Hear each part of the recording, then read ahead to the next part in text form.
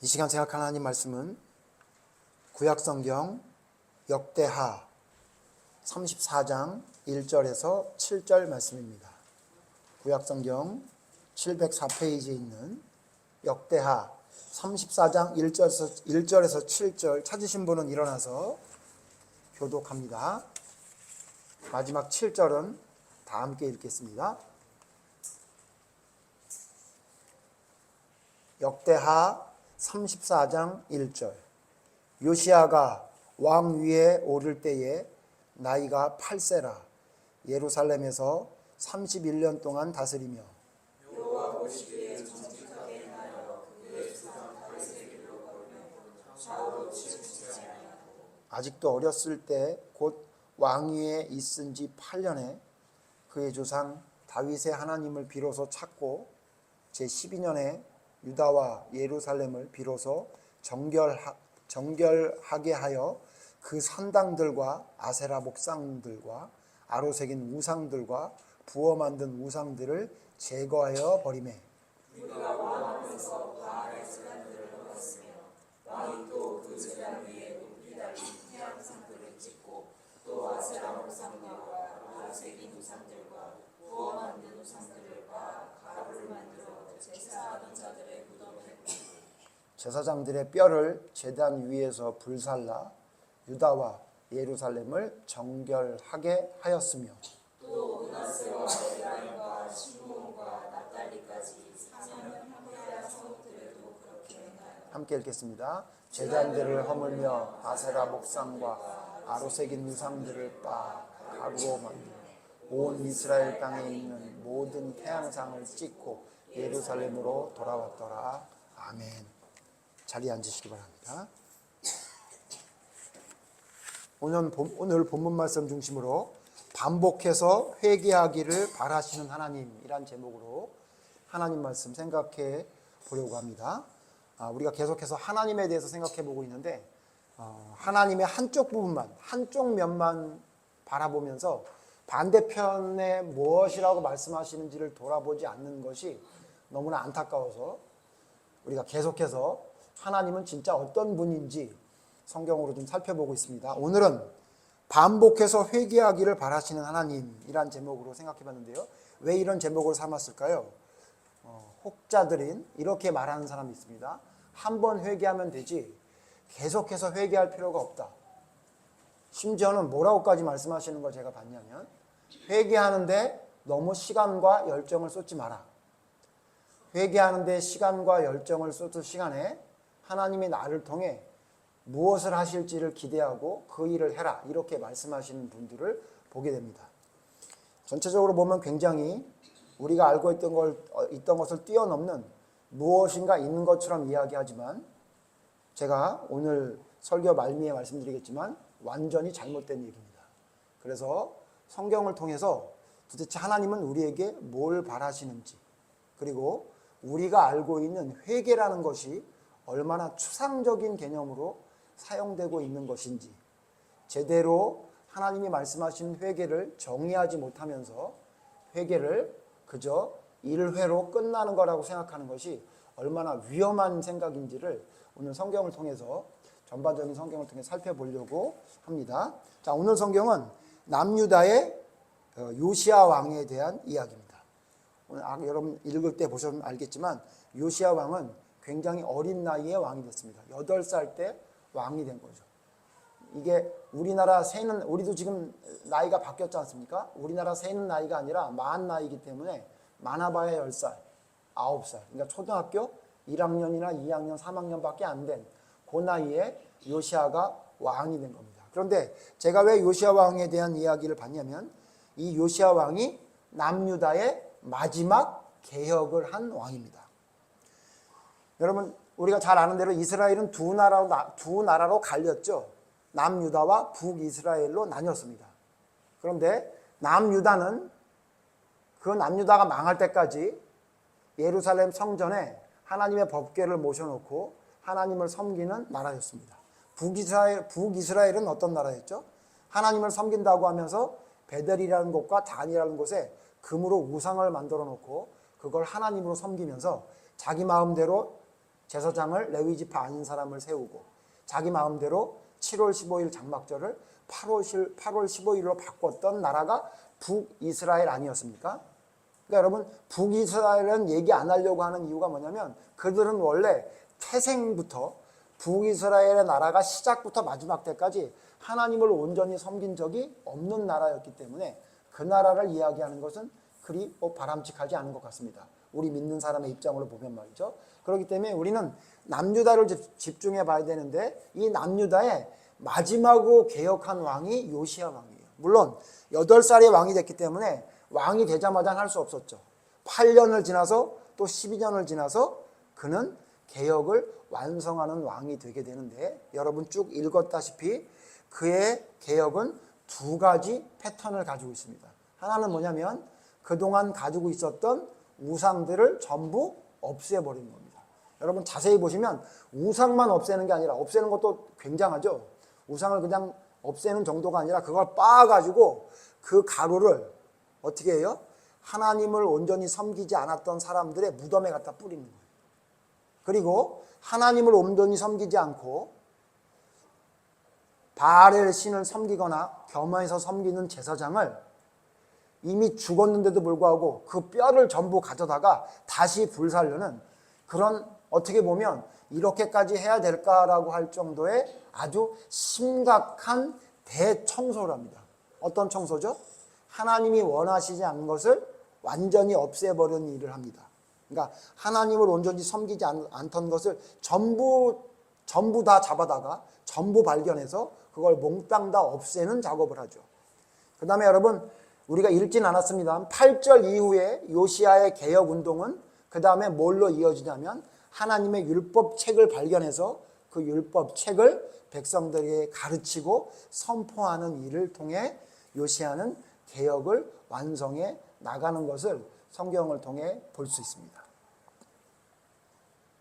제가 근데 오늘 포인트가 이 요시야가 어떻게 개혁운동을 했는지 그 내용을 이야기하려는 내용이 아닙니다. 뭐냐면 요시야는 이와 같이 개혁운동을 했다 그겁니다. 요시야가 개혁을 했어요. 근데 여러분 이 요시야의 개혁의 이 2가지 패턴, 하나는 가지고 있었던 우상과 잘못된 것을 모두 회파하고 그 다음에 하나님의 말씀으로 바로 세우는 것, 이것이 개혁의 중요한 패턴인데 이 패턴은 요시야가 처음 한 게 아닙니다. 그래서 여러분 남유다에 개혁을 했던 왕들을 쭉 살펴보면 똑같이 합니다. 여러분 이 요시야 왕에서 조금 더 뒤로 넘어가면 우리가 잘 아는 히스기야 왕이 나오는데 히스기야 왕의 개혁이 성경을 살펴보면 똑같습니다. 역대하 29장에서 31장을 보면 히스기야 왕이 그 전대에 섬기던 우상을 회파하고 하나님의 말씀을 가르치고 선포하고 그동안 지키지 않았던 유월절을 2번이나 지키면서 하나님의 말씀을 청종하면서 개혁을 완성합니다. 또 히스기야 왕에서 좀 더 위로 올라가면 여호사밧 왕이 나오는데 여호사밧도 개혁을 했던 왕입니다. 여호사밧의 개혁을 보면 또 똑같습니다. 우상과 하나님을 섬기지 않았던 바알의 제사를 헐고 하나님의 말씀을 바로 세웁니다. 또 여러분 남유다에 개혁을 했던 유명한 왕 한 사람이 나오는데 여호사밧 왕의 아버지였던 아사 왕도 똑같습니다. 2가지. 뭐죠? 그동안 자기들이 했었던 잘못된 모든 것들을 회파하고 그 다음에 하나님의 말씀으로 바로잡는 것. 이게 바로 성경적인 개혁, 우리가 지금 주제로 삼고 있는 회개와 같은 맥락의 이야기입니다. 자, 이 얘기를 왜 하냐면 여러분 남유다에겐 왕이 많이 있었는데 그 중에 이 4왕이 대표적으로 하나님 앞에 올바른 회개, 개혁을 해서 바로잡은 왕입니다. 다시 여러분 잊어버리지 않나 봅시다. 어떤 왕이 먼저, 제일 먼저가 누구 왕이죠? 아사가 먼저입니다. 그 다음에 아사의 아들 여호사밧, 그 다음에 우리가 잘 아는 히스기야, 그 다음에 오늘 주인공이 요시야. 이 4명이 이스라엘 남유다의 개혁을 일으킨 왕이었어요. 자, 이 말씀을 왜 드리냐면 여러분 보세요. 남유다는 어떤 나라였다고 처음에 서두에 여러분 말씀드렸죠. 여러분 잘 아시다시피 남유다는 어떤 왕이죠? 어떤 나라죠? 원래 하나님을 제대로 섬기는 나라였습니다. 원래 하나님을 제대로 섬기는 나라. 하나님의 법궤를 성전에 놓고 하나님의 말씀을 선포하고 하나님의 말씀대로 순종하는 나라였어요. 자, 그런데 그런 나라가 어떤 문제가 생깁니까? 시간이 지나면서 점점 하나님을 떠나서 이방신을 섬기는 나라가 되어가고 있죠. 그때 하나님의 올바른 말씀을 깨닫고 하나님 앞에 올바로 서기로 했던 왕들이 개혁을 하는 겁니다. 자, 무슨 말입니까? 하나님을 원래 섬기는 나라예요. 원래 제대로 섬기는 나라예요. 북이스라엘은 하나님을 제대로 섬긴 적이 한 번도 없어요. 근데 남유다는 다윗의 그 믿음을 이어받아서 올바른 믿음을 섬기는 나라였어요. 근데 그러다가 하나님을 올바로 섬기는 것이 문제가 생기면 그때마다 뭐가 나타나는 거예요? 하나님을 올바로 섬기는 왕이 나타나서 회개하고 바로잡는 개혁이 일어났던 거예요. 몇 번? 4번이나 일어났다는 거예요. 자, 두 나라를 비교해 봅시다. 그럼 북이스라엘은 여로보암 왕 때부터 마지막 왕 망할 때까지의 그 모든 왕들 중에 우리가 이렇게 섬기면 안 될 것 같아. 베델과 단에다 금으로 송아지를 섬기면 안 될 것 같아.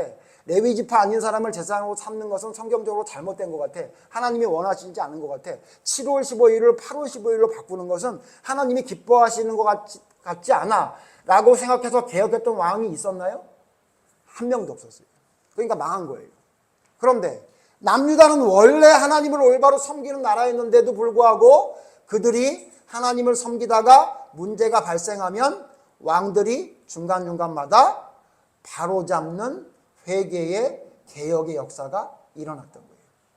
여러분, 이 역사 하나만 봐도 우리가 알 수 있는 건 뭐냐면 하나님을 믿는 올바른 백성도 계속 개혁해야만 한다 그거예요.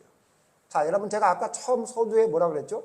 요시야 왕이 마지막 무슨 왕이에요? 여러분, 남유다의 마지막 왕은 요시야가 아니에요. 근데 제가 왜 마지막이란 단어를 썼죠? 남유다의 마지막 뭐한 왕이에요?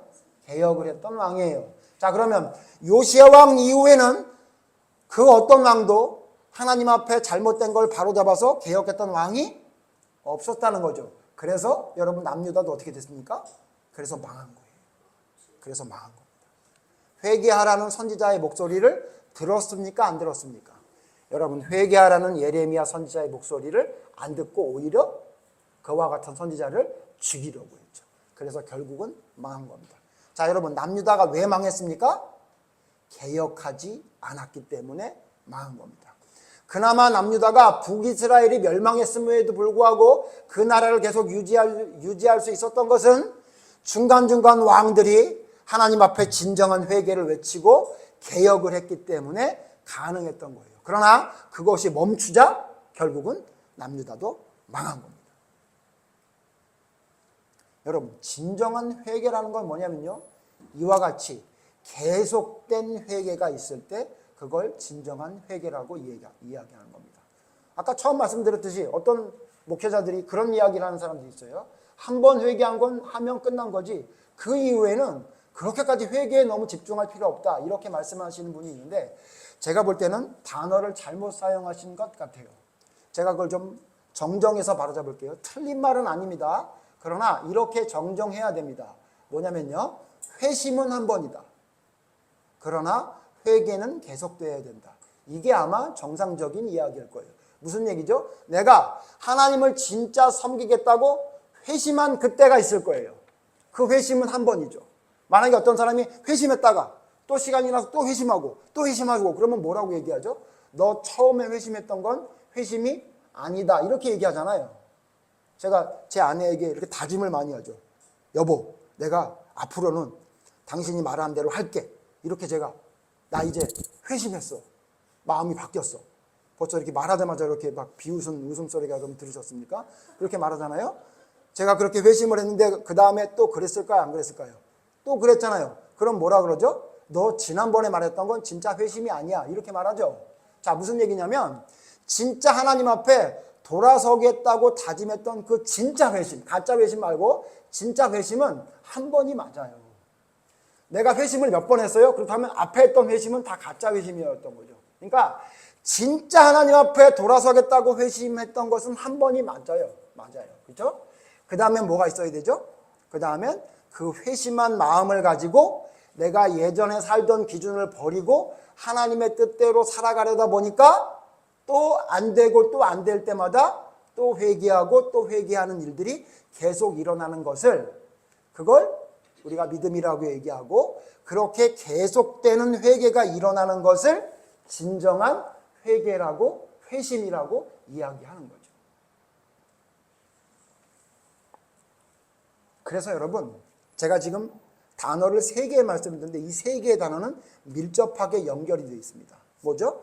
회심, 회개, 개혁. 이거는 연결이 되어 있는데, 이걸 구태여 구분해서 제가 설명을 드린다면 이런 얘기예요. 회심을 하면 계속 회개하게 만듭니다, 나를. 왜냐하면 예전에는 이게 죄라고 생각하지 않았던 것들이 죄로 느껴지기 때문에 하나님 앞에 회심한 이후에 계속 나의 부족함이 발견되어지고 회개를 하게 되죠. 그러면 그 회개는 어디로 연결되냐면 개혁으로 이어집니다. 무슨 얘기냐면 구체적인 삶의 변화와 행동으로 연결되어집니다. 이 회심, 회개, 개혁을 몽땅 합쳐서 우리는 뭐라 그런다? 이걸 믿음이라 이렇게 이야기하는 겁니다. 여러분, 이거 잘 아는 내용이고 뭐 어려운 내용 없죠. 근데 제가 이 말씀을 왜 꺼냈느냐 하면, 여러분에게 제가 다시 질문합니다. 자, 그러면 여러분, 뭐가 진정한 회심이죠? 뭐가 진정한 회개죠? 뭐가 진정한 개혁일까요? 이 3개의 단어를 제가 지금 구분해서 말씀을 드렸는데, 이걸 우리가 명확하게 구분할 수가 있을까요? 그 문제를 오늘 이야기하려고 합니다. 제가 반복해서 회개하기를 바라시는 하나님이라고 했는데, 조금 위험한 제목일 수 있지만 이걸 조금 바꿔 얘기하면 반복해서 회심하기를 바라시는 하나님, 반복해서 개혁하기를 바라시는 하나님이라고 봐도 무방합니다. 목사님 아까 좀 전에 회심은 한 번밖에 일어난다고 하지 않았는데 반복해서 회심한다는 거는 뭔가 좀 비성경적인 얘기가 아닐까요? 반복해서 회개한다는 거는 뭔가 좀 비성경적인 얘기가 아닐까요? 라고 여러분 의문을 가지신다면 잘 끝까지 저와 함께 말씀을 통해 한번 살펴봅시다. 제가 왜 그런 위험한 단어, 위험한 발언을 하게 됐는지 여러분 성경을 통해 자세히 한번 살펴봅시다. 자, 이 이야기를 좀 이야기하려면 오늘 이야기한 요시야의 개혁운동과 이야기를 보기보다 우리가 좀 더 봐야 될 사람이 2사람 있습니다. 우리가 잘 아는 사람인데요. 회심한 것처럼 보이나 회개한 것처럼 보이나 결국은 아니었던 사람이, 성경의 대표적인 사람이 신약과 구약에 한 사람씩 있죠. 누구죠? 구약에 회심한 것처럼 보이나 회개한 것처럼 보이나 나중에 봤더니 회개한 게 아닌 유명한 사람이 누굽니까? 사울왕입니다. 또 한 사람 누구냐면 신약 성경에 회심한 것처럼 보이나 회개한 것처럼 보이나 진정으로 뉘우친 거로 보이나 나중에 봤더니 진정 뉘우친 게 아니라는 것을 알 수 있는 사람이 있는데 그게 누구냐면 그게 가룟 유다입니다. 여러분 잘 아는데 오늘은 성경을 찾아서 그 내용을 보면서 지금 제가 말씀드리고 싶은 반복해서 회개하고 반복해서 회심하고 반복해서 개혁해야 된다는 얘기가 도대체 무슨 의미인지를 좀 생각해 보려고 합니다. 먼저 여러분 가룟 유다가 예수님을 팔아먹은 다음에 잘 팔아먹었다 그러고 그 가진 30냥 가지고 주식 투자해가지고 잘 먹고 잘 살았다 이렇게 기록하지 않죠, 성경에. 여러분 가룟 유다가 예수님을 판 다음에 자기가 했던 행동이 잘못됐다고 느끼는 데는 채 24시간이 걸리지 않았어요. 성경 찾아보죠. 가룟 유다가 어떻게 했나요? 가룟 유다의 회심. 가룟 유다가 나 이건 아닌 것 같아 라고 했던 성경이 어디 있냐면 마태복음 27장에 있습니다. 여러분 마태복음 27장에 밖에 없어요. 저도 성경을 좀 본다 그랬는데 이 말씀이 성관복음에 다 있을 거야 라고 찾아봤더니 이 이야기는 마태복음밖에 없어요, 여러분. 그러니까 제가 여러분 성경을 본다 그래도 보긴 뭘 봐요? 제대로 보는 게 없죠. 예? 저 같은 사람도 성경을 제대로 보지 않는데 여러분 성경 제대로 봐요, 안 봐요? 성경을 봐야 되겠죠. 예? 제가 여러분 설교를 통해서 여러분에게 꿀팁을 하나 드린 거예요. 이 가룟 유다가 이렇게 뉘우친다고 했던 말씀은 어디밖에 없다? 마태복음 27장밖에 없어요. 마태복음 27장에 보면요, 자기가 잘못했다는 걸 알게 돼요. 27장 3절 보세요. 마태복음 27장 3절. 제가 3절 읽겠습니다. 여러분 4절, 그 다음 5절 같이 읽겠습니다. 3절, 마태복음 27장 3절. 그때 예수를 판 유다가 그의 정죄됨을 보고 스스로 뉘우쳐 그 은 30을 대제사장들과 장로들에게 도로 갖다 주며 4절, 이르되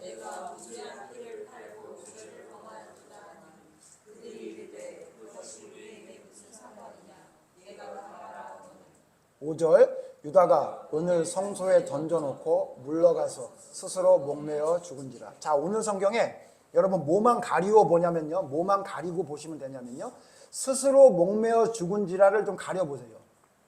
그걸 가립시다. 그걸 보지 맙시다. 그리고 가룟 유다가 했던 말과 행동들을 다시 한번 제가 정리해서 보겠습니다. 가룟 유다가 예수님이 빌라도에게 넘겼다는 얘기를 듣고, 이거 12시간도 안 된 것 같아요. 예?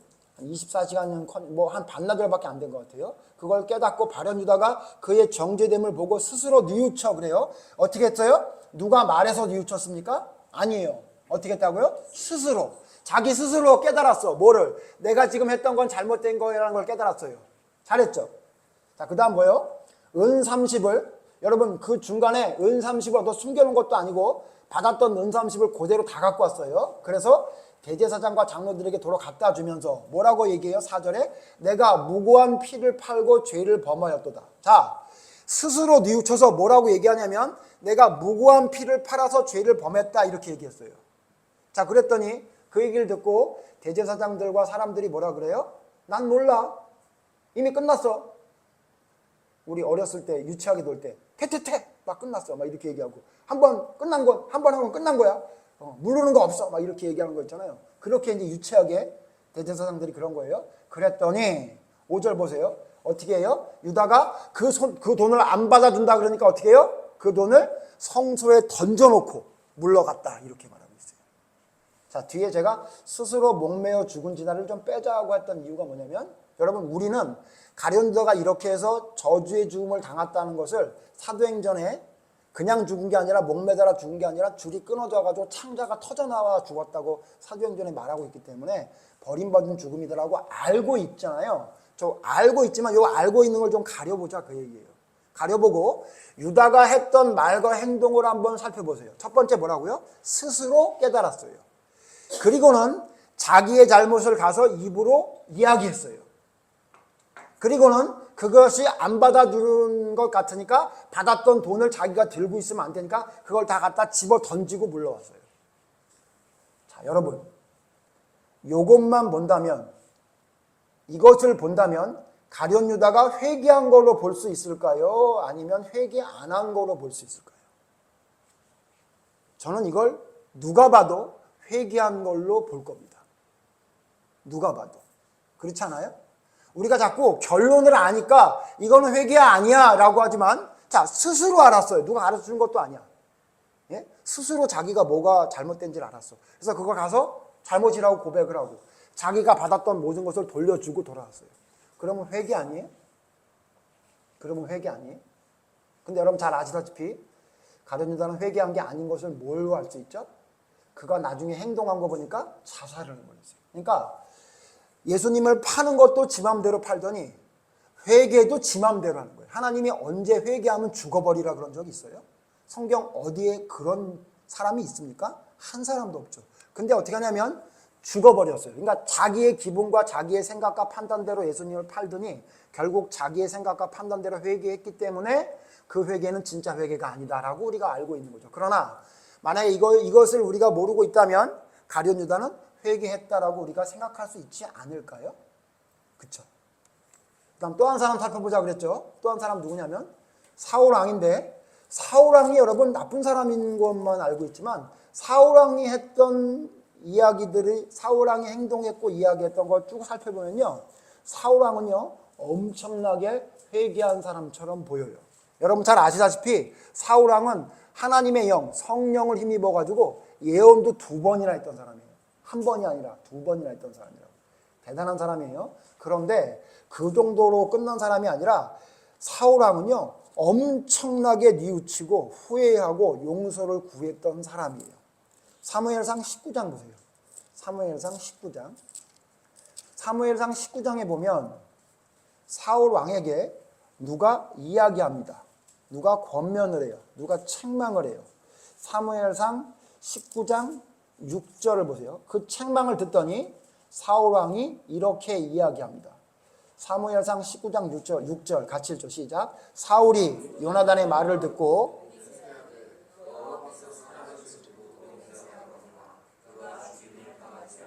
7절 요나단이 다윗을 불러 그 모든 일을 그에게 알리고 요나단이 그를 사울에게로 인도하니 그가 사울 앞에 전과 같이 있었더라. 자, 이게 무슨 상황이냐면 사울이 미쳐 날뛰기 초창기예요. 그때 요나단이 그걸 보고 뭐라 그러냐면 아버지 왜 까닭 없이 다윗을 죽여서 무지한 피를 흘려서 범죄하려고 합니까? 라고 이야기한 거예요. 아들 요나단이 아버지한테 아버지 왜 다윗을 죽이려고 그럽니까? 다윗 죽이면 죄 받습니다. 벌 받습니다. 그거 죄를 저지른 일이에요. 이 얘기를 듣고 사울왕이 승질을 내서 요나단을 죽이려고 한 건 그 뒤에요. 처음에는 그 얘기를 듣더니 뭐라 그래요?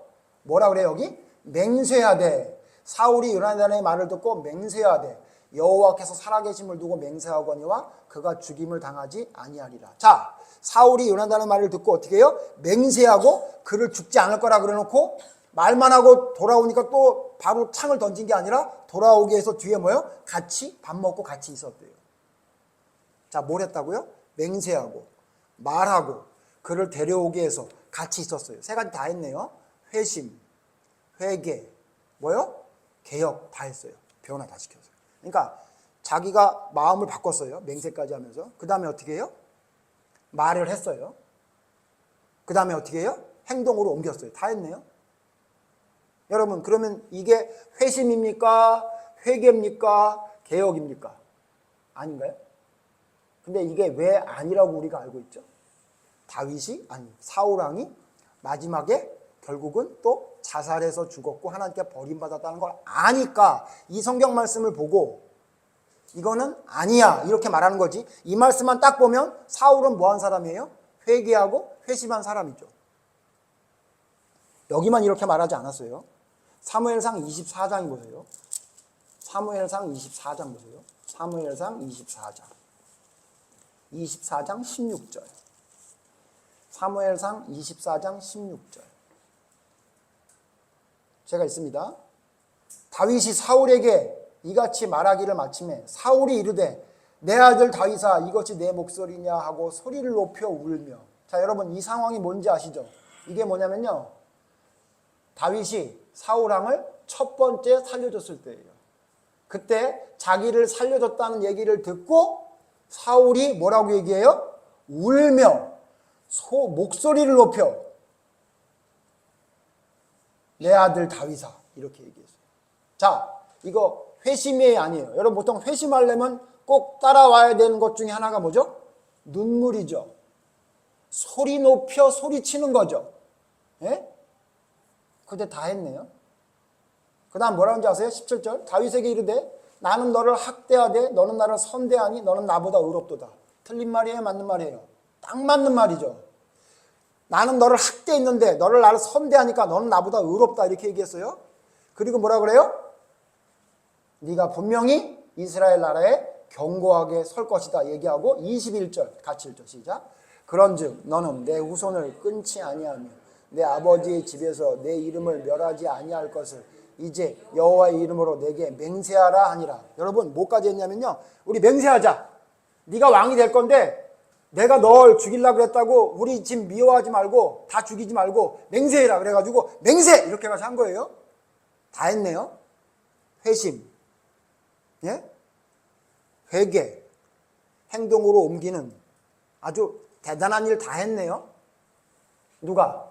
사울왕이 이렇게 한 거예요.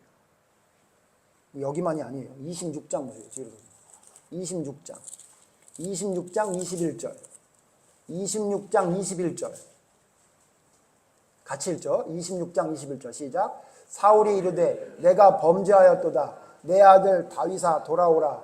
내가 오늘 내 생명을 귀하게 여겼은즉 내가 다시는 너를 해하려 하지 아니하리라. 내가 어리석은 일을 하였으니 대단히 잘못되었도다 하는지라. 이걸 언제 해요? 두 번째 살려줬을 때예요. 이때 또 뭐라 그래요? 내가 범죄했다 그러고, 내가 어리석었다 그러고, 내가 잘못했다고 얘기했어요. 이거 회개입니까? 회개 아닙니까? 회개 아니라고 왜 우리가 알고 있죠?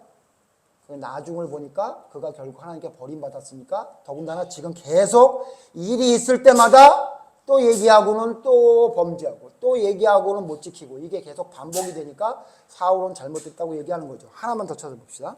사무엘상 28장 보세요. 사무엘상 28장 보면요, 28장 20절.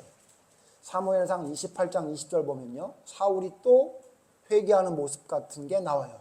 28장 20절 같이 읽죠. 시작. 사울이 갑자기 땅에 완전히 엎드러지니 이는 사무엘의 말로 말미암아 심히 두려워하며 또 그의 기력이 다하였으니 이는 그가 하루 밤낮 음식을 먹지 못하였습니다. 자, 이건 언제냐면 사무엘이 죽고 난 다음에 너무 불안하니까 엔돌의 무당을 찾아가요. 엔돌에 있는 무당한테 사무엘을 좀 불러내라 얘기해가지고 사무엘이 진짜 엔돌의 무당이 사무엘을 불러냈어요. 물론 여러분 헛개비죠. 근데 그 헛개비 사무엘이 이 사울 왕에게 엄히 명령하고 예언을 해요. 그 말 그대로 결국은 죽습니다. 근데 그 얘기를 듣고, 예? 엔돌의 무당이 올린 사무엘의 죽은 사무엘이 나타나서 하는 얘기를 듣고 사울이 어떻게 해요? 갑자기 완전히 땅으로 엎드러지고 심히 두려워하면서 음식도 못 먹어요. 뒤에 엔돌의 무당이 음식 먹으라니까 거절하면서 안 먹겠다고까지 얘기해요. 심지어 사울은 죽은 사무엘이 나타나서 이야기하는, 사실은 진짜 사무엘도 아닌데 그의 형상만 나타난 헛개비 같은 사무엘 선지자, 가짜 선지자가 했던 이야기를 듣고도 어떻게 했어요? 돌이켜서 회개하고, 지금으로 말하면 뭐까지 한 거예요? 금식도 하려고 그러고, 그냥 완전히 주저앉아가지고 하나님 앞에 두려워 벌벌 떠는 사람이 됐었던 거예요. 회개입니까? 아닙니까? 회개가 아니라는 것은 우리가 잘 알고 있죠. 자, 제가 왜 이렇게 여러분 잘 알고 있는 말씀을 계속 예를 들어가며 이렇게 연속해서 계속 얘기하냐면, 여러분, 이 사울이 진짜 회심하고 진짜 회개하고 진짜 하나님 앞에 올바른 모습으로 섰는지를 알 수 있는 건 뭘 통해 알 수 있는 거죠? 그가 죽은 다음에 기록된 성경을 통해서는 알 수 있는 거예요. 아니에요? 이때 당시에 사울 왕을 보고 저거 저렇게 또 맹세하고 저거 저렇게 또 눈물이 흘리지만 저거 뻥이야, 이렇게 말할 수 있는 사람이 있었을까요? 저는 없었을 거라고 봅니다. 가룟 유다가 제사장을 찾아가서 자기가 잘못했다고 얘기하면서 그 돈을 뿌렸을 때 저 자식 저거 말만 저러지, 저거 자살할 놈이야, 그렇게 여러분 알 수 있는 사람이 있었을까요? 저는 없었을 것 같습니다. 사람들은 이걸 볼 때 뭐라고 생각했을까요? 회개했다, 제가 이제 정신 차렸다, 제가 회심했다, 보통 이렇게 말하지 않나요? 아까 처음 시작할 때 제가 제 아내한테 실수한 얘기를 했는데, 예? 제가 가족들 있을 때, 우리 애들 있을 때 그런 얘기를 한 적이 있거든요. 아빠 이제 새 사람 됐어, 이제는 엄마가 말하는 거 그대로 따르기로 했어, 그렇게 얘기하면 우리 애들이 어렸을 땐 엄마 아빠가 잘한다 그러니까 엄마 말을 믿어줘, 아빠 말을 믿어줘. 그러면 제 아내가 뭐라 그래요? 두고 봐라, 조금만 두고 봐라, 그러나 안 하나. 저거 저거 헛된 약속이야 저거. 그렇게 얘기하지 않아요? 자, 그러면 우리 아이들은 언제 그걸 알 수 있었을까요? 아빠가 또다시 바보 같은 짓을 한 다음에나 그걸 알고 있지, 아빠의 눈빛이나 저 말하는 거 보니까 요번엔 진짜인 것 같아 라고 여러분 느끼지 않아요? 제가 이 우스갯소리를 왜 여러분에게 예를 들었냐면요, 우리가 저 사람이 진짜 회개했는지, 저 사람이 진짜 회심했는지, 저 사람이 진짜 개혁하는 행동으로 옮기며 살아가는지를 알 수 있는 방법이 성경적으로 있나요? 저는 없다고 봅니다. 제가 잘못 보는 건가요? 여러분 성경 한번 자세히 보십시오. 여러분, 저 사람이 진짜 회심해서 그 회심을 통해 지속적인 회개가 일어나는지, 그 사람이 진짜 그 지속적인 회개가 삶으로 나타나는지 우리가 알 수 있는 방법이 있어요, 없어요? 없다고요. 왜? 사울 왕을 볼 때 진짜 회심한 것처럼 보인다고요. 진짜 하나님 앞에 회개한 것처럼 보인다고요. 근데 결국 아니었잖아요. 제가 무슨 말씀을 드리는지 여러분 좀 아시겠습니까?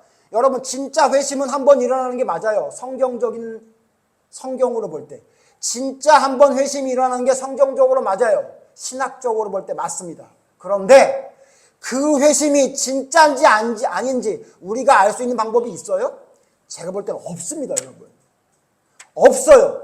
계속적인 회개가 일어나고 있을 때, 계속적인 개혁이 일어나고 있을 때, 계속적인 회심이 일어나고 있어서 그것이 끝까지 변하지 않을 때 그거를 하나님이 보시기에는 그 회심과 회개가 언제 일어나는지 분명히 알지만 우리는 그가 죽을 때까지 그 회심과 회개와 그 개혁이 변하지 않고 계속 반복되는 걸 볼 때 저 사람 진짜 하나님의 사람이라고 할 수 있지. 어느 누가 감히 몇 월 며칠 날 그는 진짜 회심했다고 말할 수 있는 사람이 있겠냐 말입니다. 여러분 구원파가 왜 이단이라고 얘기하는지 아세요? 그들은 자기가 태어난 생일과 자기가 회심한 생일을 갖고 있는 사람들이에요. 몇 년, 몇 월, 며칠, 몇 시에 회심했다고 그들은 알고 있어요. 뭐라고 질문하는지 아십니까? 당신 언제 구원받았습니까? 그럼 제가 저 초등학교 무렵인 것 같아요. 아니 생일처럼 몇 년, 몇 월, 며칠인지 모른단 말이에요. 그러면 당신 진짜 회심한 게 아닌데 이렇게 얘기하더라고요. 왜요? 그들은 몇 년, 몇 월, 며칠, 몇 시에 회심한지를 알고 있대요. 그러니까 뭐예요? 언제 집회에서 언제 설교를 들을 때 언제 성경을 보다가 깨달았던 그 시가 자기 진짜 회심한 시간이라고 얘기한 거예요. 그러면요 사울도 회심한 거라고 봐야 되지 않아요? 어느 누가 사울을 회심한 사람이 아니라고 그때 당시에 얘기할 수 있었겠어요? 더군다나 왕이었는데. 예? 왕의 지위에서 이렇게까지 울며 맹세했는데 그걸 거짓말이라고 들었을 사람이 얼마나 있었겠어요? 제가 이 말씀을 왜 자꾸 또 드리는지 여러분 이제 좀 이해하십니까? 여러분 원래 성경적으로 보면 회심은 한 번이에요. 그리고 진정한 회개도 한 번으로 끝나는 게 맞을 거예요. 왜냐하면 진정한 회개라는 사람은 그 다음에도 계속 회개가 이어질 테니까. 이게 전부 뭐예요? 처음 진짜 회심하고 회개했던 그 회개가 영향을 미치는 거니까 한 번의 회개와 한 번의 회심이 맞죠. 그런데 그게 진짜인지 아닌지 우리가 알 수 있는 방법이 뭐예요? 우리가 그게 진짜 회심이었는지 그게 진짜 회개였는지 알 수 있는 방법이 뭐예요? 여러분 성경을 자세히 보십시오. 없습니다. 없어요. 인간은 누구나 지난주 기억나시죠? 인간은 누구나 자기를 합리화하고 자기를 포장하는데 선수입니다. 여러분. 인간보다 이거 잘하는 사람은 아무도 없어요. 그래서 여러분 또 말씀드리지만 예수님을 믿는다, 하나님을 믿는다고 하는 사람 중에 당신 회개했습니까? 라고 할 때 나 아직 당신은 구원받았습니까? 라고 할 때 나는 구원받았는지 잘 모르겠어요 라고 얘기하는 사람보다 나는 구원받았다고 얘기하는 사람이 훨씬 많죠. 당신 회개했습니까? 그러니까 나는 아직 회개는 안 한 것 같아요 라고 말하는 사람이 있습니까? 저는 아직까지 별로 본 적이 없는데요. 누구나 심지어는 이단에 속해 있는 사람들도 자기는 회개했고 자기는 회심했고 자기는 개혁하고 있다고 이야기하지. 나는 지금 뜨뜻미지근해. 나는 지금 가끔씩 바알을 섬겨. 나는 가끔 아세라하고도 음탕한 짓을 하고 있어. 이렇게 말하는 사람 있어요? 없다고요. 그런데 여러분 분명한 건 뭐죠? 어떤 이의 회심은 거짓이고 어떤 이의 회심은 진짜고 어떤 이의 회개는 가짜고 어떤 이의 회개는 진짜죠. 어떤 이의 개혁은 진짜고 어떤 이의 개혁은 외식이죠. 이걸 누가 할 수 있습니까, 여러분? 어느 누가 할 수 있어요? 오직 하나님밖에는 정확하게 아시는 분은 없어요. 내가 아무리 확신해요? 100번, 1000번 확신을 해보십시오. 그 확신이 진짜인지 아닌지는 언제 가려집니까? 나의 죽음이 이르는 순간에 가서야나 인간은 알 수 있지 우리가 알 수 있는 방법은 없어요. 그러므로 뭐냐면요. 여러분 우리가 진짜 하나님의 사람이라면 나타나는 현상이 있어요. 뭐냐면요. 반복해서 회개합니다. 요시아가 개혁운동을 했죠. 요시아가 마지막인데 처음엔 누가 개혁을 한 거예요? 아사가 개혁을 하네요. 그 다음에 여호사밧이 개혁을 하네요. 그 다음에 누가 개혁해? 히스기야가 개혁을 하네요. 그 다음에 요시아가 개혁합니다. 여러분 개혁은 계속 일어나요. 그 개혁이 멈출 때 남유다는 망했어요. 이스라엘 백성이 애굽에서 나와서 가나안 땅 가는 여정을 살펴보십시오. 이스라엘 백성 중에 광야에 넘어진 사람은 뭐 했죠?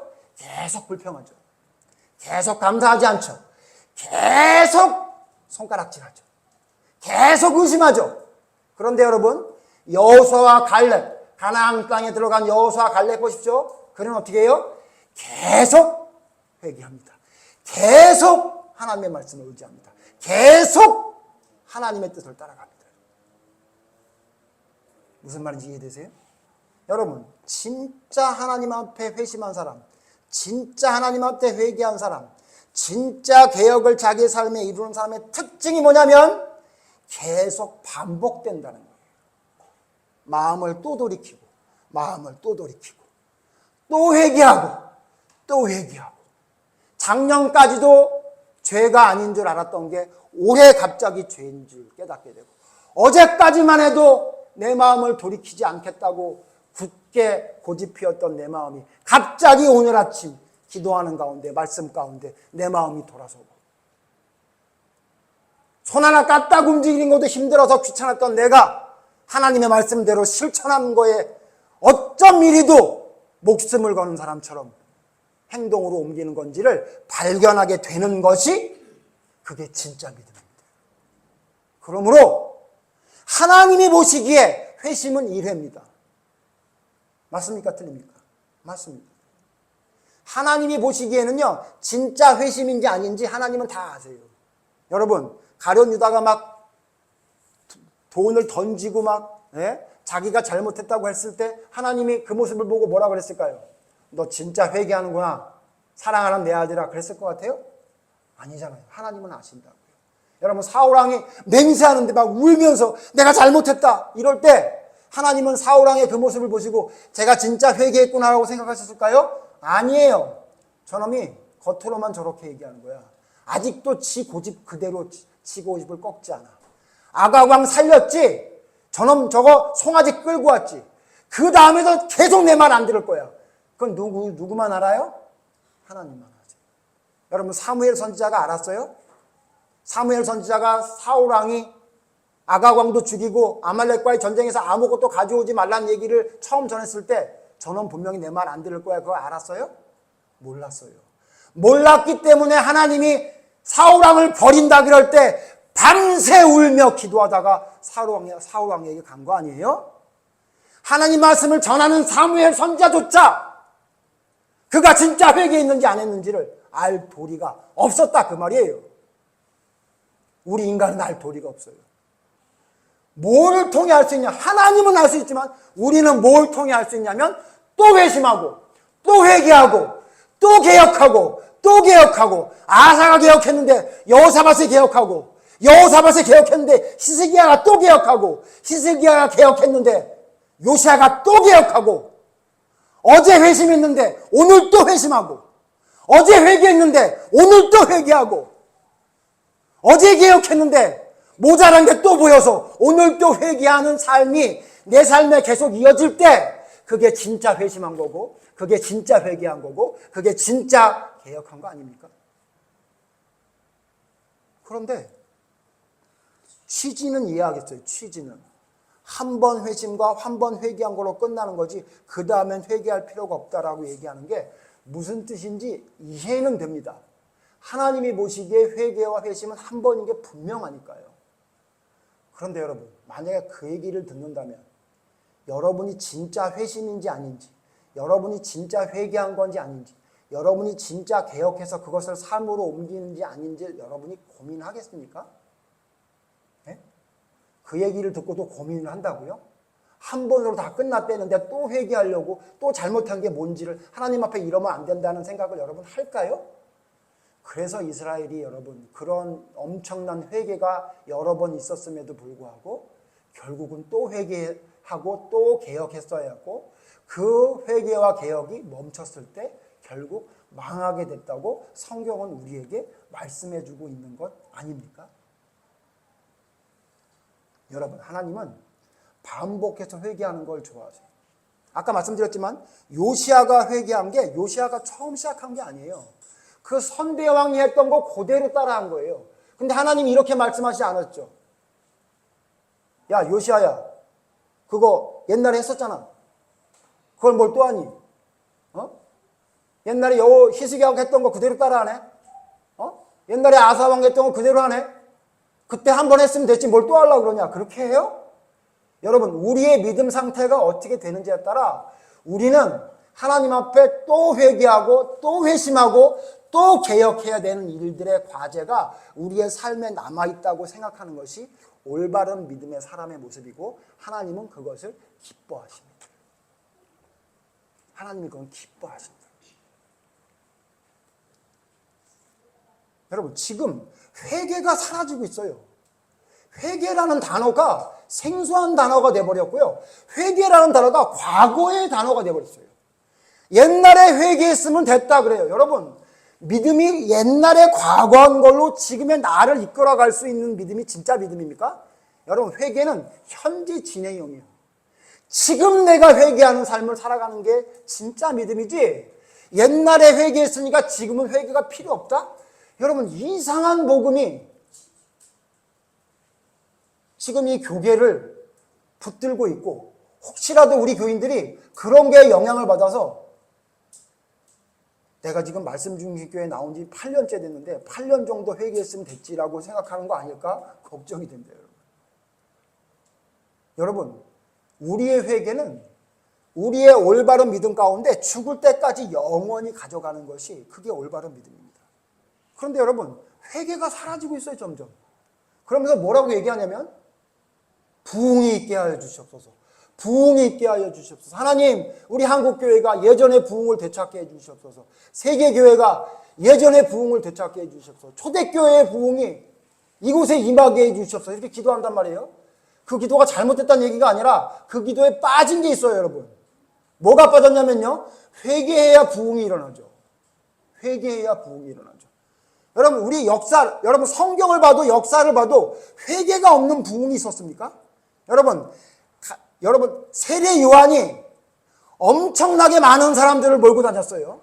심지어 세례 요한을 하나님의 선지자가 아니라고 하면 사람들이 미워할까 봐 대제사장들과 바리새인들이 함부로 그 말을 못했다고 성경에 말하고 있잖아요. 여러분, 그 세례 요한의 놀라운 부흥은 뭘로 시작했죠?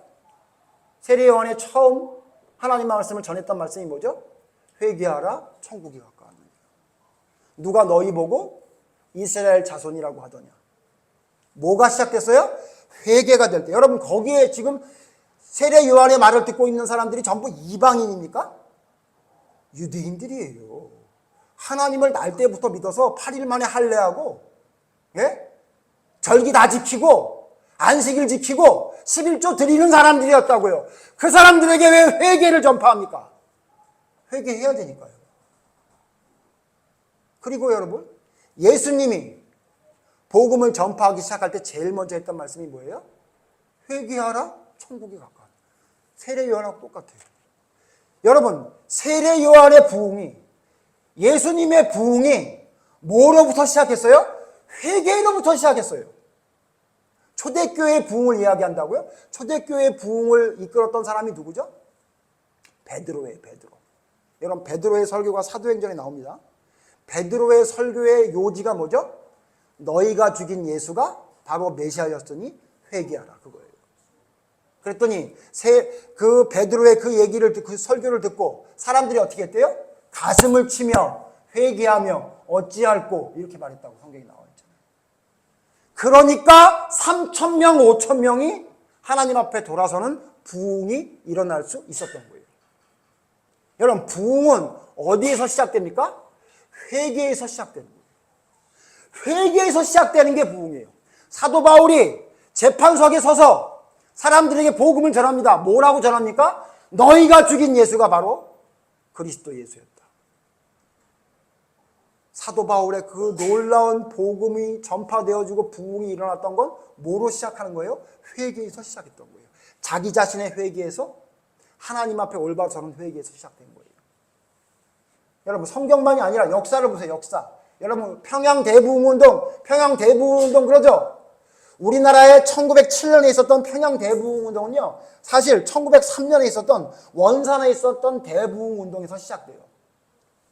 여러분, 우리나라의 그 제2의 예루살렘이라고 불렀던 그 대부흥운동이 어떻게 시작됐냐면요. 1903년 원산에서 대부흥운동이 일어났는데 이때는 누구냐면요. 선교사 하디라는 선교사가 있었는데 선교사 하디가 아무리 복음을 전해도 변하지 않고 각성하지 않고 회개하지 않는 한국 백성민을 위해서 기도하다가 문득 떠올랐대요. 뭐라고 생각했냐면 한국 사람이 각성해야 되는 게 아니라 내가 각성해야 되겠구나 라는 생각이 들었대요. 그래서 그 선교사가 그 모여있던 원산에 있는 그 교회에 있는 사람들 앞에서 사실은 내가 죄인입니다. 여러분 뒤에서 욕했고 여러분을 사랑하지 못했습니다라고 회개하는 거에서 시작돼서 원산에서 대부흥운동이 일어난 거예요. 그러니까 그 얘기를 듣고 다른 사람이 나도 죄인입니다. 나도 죄인입니다. 이러면서 시작된 거예요. 자, 그 부흥운동이 1907년 평양에 있었던 장대현 교회에서 집회를 있었는데 그 집회 마지막 날 길선주 장로님, 나중에 목사님이 되셨지만 길선주 장로가 충격적인 고백을 합니다. 뭐라고 얘기하냐면 이게 사실인지 아닌지 진위가 가려봐야 된다고 하지만 전해진 바에 의하면 갑자기 길선주 장로님이 뭐라고 얘기하냐면 사실 내가 죄인이요. 왜 죄인이냐면 내 친구가 죽으면서 유언으로 100달러를 잘 써달라고 얘기했는데 내가 그 100달러를 횡령했습니다. 여러분 그 얘기는요. 이 길선주 장로님이 말 안 하면 아무도 모를 이야기예요. 그때 당시 100달러면요. 어마어마한 거금이거든요. 사람들 앞에서 아무도 모르는 죄를 끄집어내서 내가 죄인입니다 라고 이야기했어요.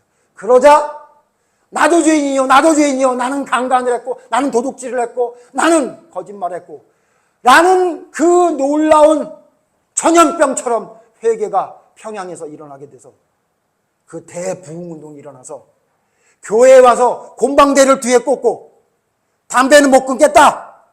술은 못 끊겠다. 그리고 곰방대를 뒤에 꽂고선 와서 예배를 드리던 사람들이 갑자기 각성을 하고 회개하면서 그 곰방대를 꺾으면서 저희 아버지 얘기를 들어봤더니 예배 시간마다 갑자기 뒤에서 우지끈 소리가 났대요.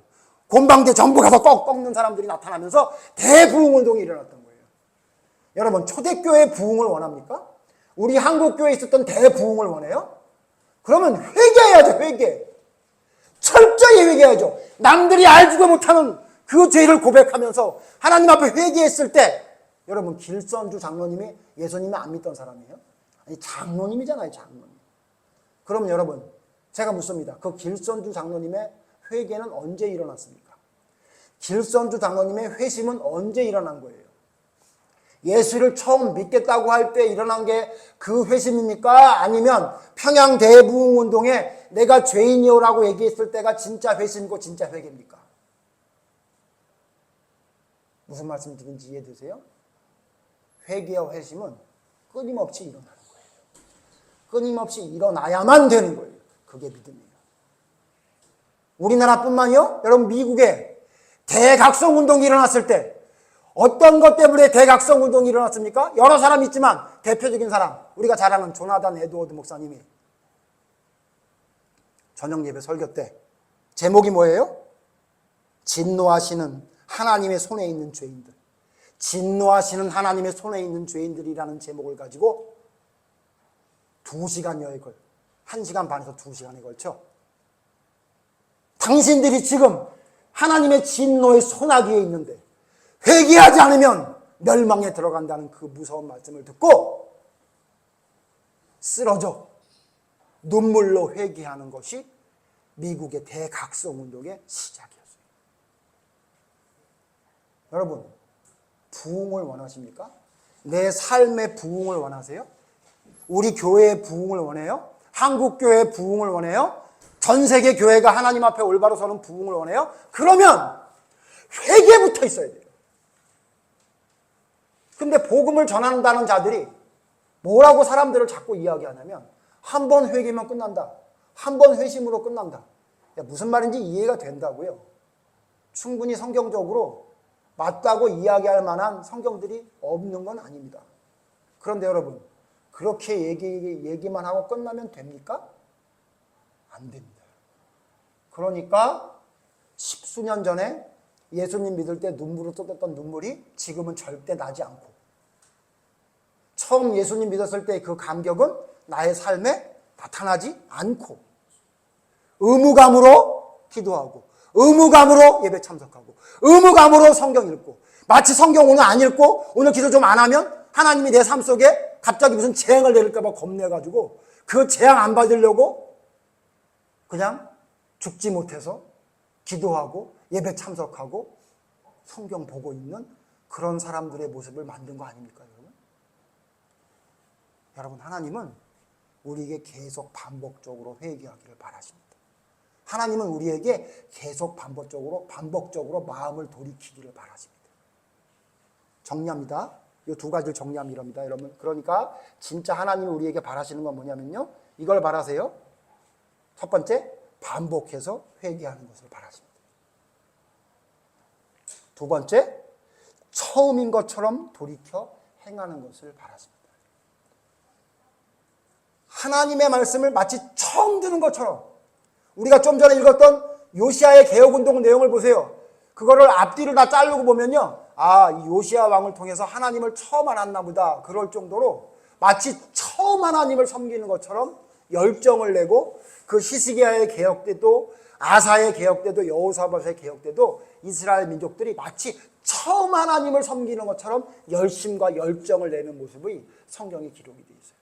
여러분, 진짜 믿음이란 뭐냐면요, 옛날에 내가 과거에 열심을 냈어, 내가 옛날에 눈물도 흘렸지가 아니라, 옛날에 흘렸던 눈물은 아무것도 아니네, 옛날에 내가 소름 끼치게 하나님이 감사했던 그 감격이 아무것도 아니었네, 지금 내게 그거보다 10배, 100배의 놀라운 감격과 놀라운 회개의 역사가, 놀라운 하나님의 능력의 역사가 나에게 현재 진행형으로 나타나는 것이, 그게 여러분 진짜 회개고, 진짜 회심이고, 진짜 개혁이고, 진짜 믿음입니다.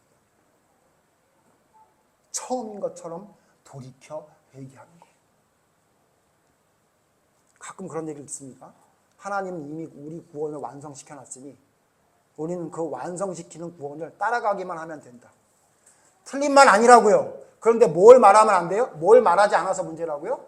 하나님의 구원이 내게 확실히 이룬질 사람은 죽을 때까지 모른다가 빠졌기 때문에, 나태한 신앙, 구원받지 못해놓고도 구원받았다고 확신만 하는 이상한 이중인격적인 신앙자들, 진짜 회심도 아니면서 외식적으로 회심하고 외식적으로 회개한다고 사울처럼 말만 해놓고 똑같이 그런 생활을 살고 있으면서도 자기에게는 믿음에 문제가 없다고 생각하는 이상한 믿음의 사람들이 배출되어져 있고, 그런 상황에 우리가 살고 있다는 사실을 여러분 기억하셔야 됩니다. 기억하십시오. 반복해서 회개하는 것이 하나님이 원하시는 겁니다. 처음인 것처럼 돌이켜 행하는 것이 하나님이 진짜 원하시는 올바른 믿음의 사람의 모습임을 기억하셔서 여러분의 삶에 진정한 회개가 계속해서 반복적으로 일어나는 진짜 회심한 하나님의 사람으로 서는 모두가 되기를 간절히 바랍니다. 기도하겠습니다. 하나님, 하나님의 뜻이 우리의 삶에 온전히 이루어지기를 원한다고 우리는 이야기하지만, 하나님, 우리는 우리가 주인일 때가 너무나 많습니다. 하나님을 주인이라고 이야기하지만 삶의 모습을 볼 때 하나님의 말씀이 아닌 내 뜻대로 살아갈 때가 더 많음을 봅니다. 하나님, 그러므로 우리는 주님 앞에 회개가 삶에 계속 있어야 하는 것이 성경이 말하는 정상적인 믿음입니다. 하나님, 우리를 구원해 주신 하나님의 그 능력을 감사하는 것과 계속되는 회개가 있어야 하는 것을 혼동하지 않게 하여 주시옵소서. 하나님의 구원을 받은 자는 삶 속에 나의 부족함이 더욱더 발견되어지고, 그 발견되어지는 잘못된 것들을 하나님 앞에 철저히 회개하는 놀라운 회개의 역사가 반복적으로 일어난다는 사실을 기억하게 하여 주셔서 내게 있는 작은 점과 흠도 하나님 앞에 온전히 바로 세워지기 위해 마음을 돌이키고 또 돌이키며 회개하고 또 회개하는 성령님을 통한 놀라운 부흥의 역사가, 회개의 부흥의 역사가 우리의 삶의 현재 진행형으로 계속될 수 있는 올바른 믿음에 설 수 있도록 하나님 저희를 이끌어 주시옵소서. 무엇이 부족한지를 찾아 바로 세우는 것이 바로 올바른 믿음의 사람의 삶의 모습이라는 사실을 기억하며 아니라고 퇴보하는 믿음에 멈춰 서 있지 않게 하시고 개혁하고 또 개혁하며 회개하고 또 회개하며 회심하고 또 회심하는 놀라운 하나님의 능력의 역사가 우리의 삶에 나타나는 저희가 될 수 있도록 하나님 인도하여 주시옵소서. 그 놀라운 역사가 우리의 올바른 믿음을 바로 세울 수 있도록 이끌어 주시기를 간절히 바라오며 예수님 이름으로 기도드립니다. 아멘.